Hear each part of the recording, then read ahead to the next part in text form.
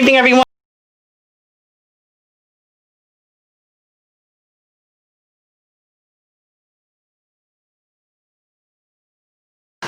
Good evening, everyone. This is Dave Juno. I am co-founder here at Meniere and Vertigo Without Borders, along with my friend Gina Kalitz, who is our founder of this wonderful group that you all belong to. I hope you are getting a lot out of it. I introduce myself that way with every video I make because we have a lot of new people that join, and I want you to know who I am. So, I had my hearing for SSDI on June 18th. The decision was made on the 24th, according to the letter I got, that I was approved for Social Security Disability Insurance. I got the letter on Monday. I didn't go on Social Security and checked. I just waited for a letter, and that was it. So I got my letter, and it said that I was approved and all this stuff, and I'm kind of like, I'll be honest with you, I was really shooken up, and not like in a bad way, because I was told it was going to be 2 months. I had no idea it was going to be 10 days. And I also got my retroactive benefits, which was kind of like, whoa, okay. I need to decompress before I do video. Yeah, I made a post saying I won, but I want to make a video, and I gotta decompress for a few days because this is just mind-blowing. It is nothing what I said it was going to happen, and it came really quickly after the hearing. But you know, here are some things that I really learned during the SSDI process, and hopefully it'll help you or you'll get something out of it. First thing first, make sure you let your doctors know that you are applying for short-term SSDI. Make sure they're all in agreement, because they're the ones that are going to help you the most. If one of them's not in agreement, you're going to have a hard time getting it. I was lucky. My ENT did not want me working anymore.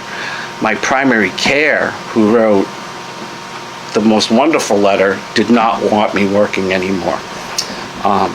You know, my primary care handles my meds for my Meniere's, which is Valium. If I need Valium, I call him, he gives it to me. So he handles my meds. So he wrote a very nice letter to the judge and to the lawyers and all these things. So before you do anything, before you apply, make sure your doctors are on board. It makes things easier. Second, you might want to get a lawyer too before you apply, because you might want that lawyer to help you apply. Lawyers know what they're looking for. They know what they're doing. This is why they do their job. And most lawyers get paid pro bono for SSDI. There's nothing up front. You usually don't pay unless you win. So you might want to get a lawyer or look for a lawyer before you apply. You can apply for yourself the first time. I know a lot of people have, and they've gotten it the first time. And the way my lawyer has explained it, because he's got like 20 years experience in doing this, explained to me a lot of times these people get lucky and they know what your disease is. They know what Meniere's is, and they go, okay, accept it. Sometimes you get lucky that way. But when you have to go for an appeal the second time, definitely get a lawyer. I wish the company I was using was awesome to help me. I wish they gave me a lawyer the second time instead of making me do everything again all over. But get a lawyer the second time, definitely, because that person's he's gonna make sure you've got a better chance of getting it the second time. And definitely, most definitely, get a lawyer for the third time, because you're in front of a judge at this point. Well, with COVID, I was on the phone, but you're in front of a judge. You know, you want that lawyer there, because he's the one who's gonna, if you're talking too much or talking about something, he's gonna interrupt you. He's gonna do this, he's gonna do that. If he's a good lawyer, he's gonna do his job, and you're gonna win. You know, and when you get to that hearing process, it's yes sir, no sir, yes your honor, no your honor, yes ma'am, no ma'am. They want to be respected, so you've got to show respect the whole time. Don't try to start a conversation with the judge. You know, you say, you know, the judge says, do you have trouble walking a straight line? Just say, yes, I do, Your Honor. Don't say, or just say, yes, Your Honor. Don't say, well, if I'm having a bad day, yeah, I do, but if I'm having a good day, I can, because now you're starting to try to have a conversation. Don't use words like honestly and actually when you're talking to the judge, and be honest. Tell them everything. If, you know, like when I had my thing, there's one question I'll talk about. They asked me if I had a drinking problem in the past, an alcohol problem in the past. I said, yes, Your Honor. And she asked, do you have one now? And I said, a drinking problem? And she said, yes. I said, no, Your Honor, I don't. I didn't say, no, Your Honor, I've been clean for almost 2 years. I just went, no, Your Honor, I don't. And she was like, oh, okay, good for you. You know, I mean, she was very nice. I will say that. She was very nice, and she was very respectful to me. The one thing when I was reading the report back, because you get a whole list of how the whole thing went. You know, there was letters from my doctor, Dr. Dorfman, who is my primary care, Dr. Remmenschneider, who is my ENT and is fantastic. You get everything, even like the occupational person that they have in the hearing, what lawyers said. But the one thing the judge was impressed with, and my lawyer was impressed with, and every doctor I've ever had has been impressed with, is this: keeping a record of every attack I've ever had in the last 2 years.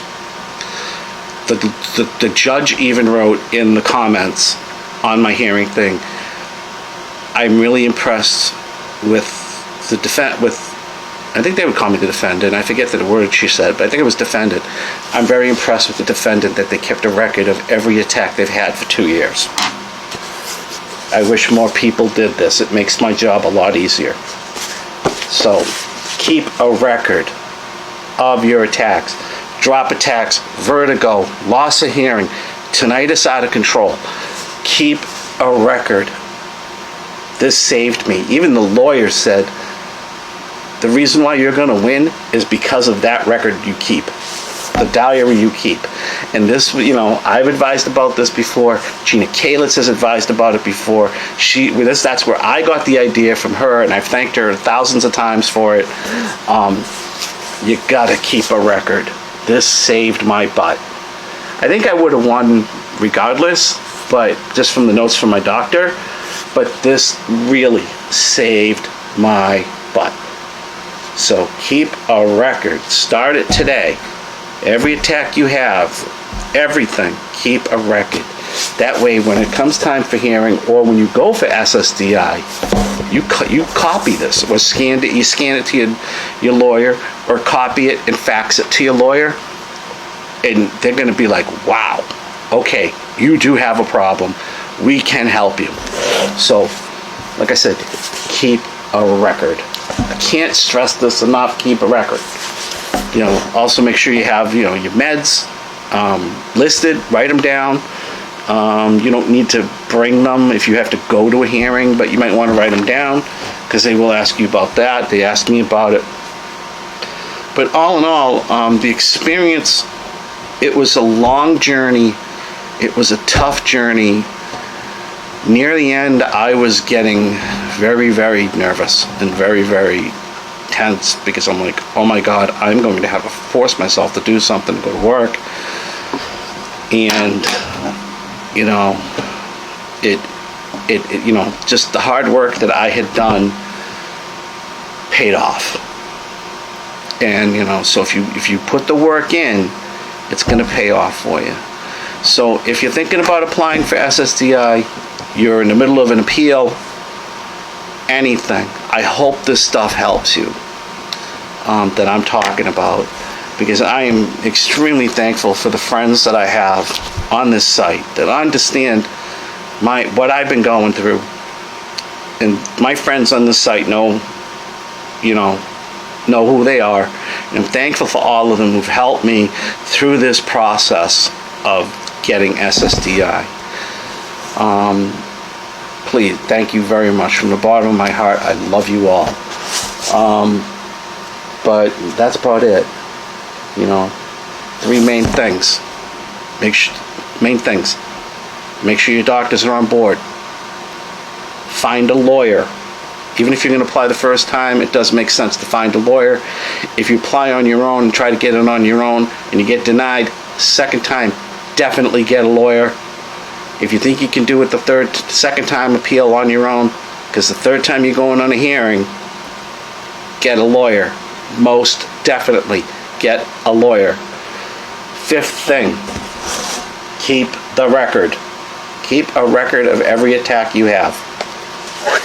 And on that note, I am going to rest. So I really hope you learned something from this. Again, thank you to all my friends who have helped me through this, that are on this site.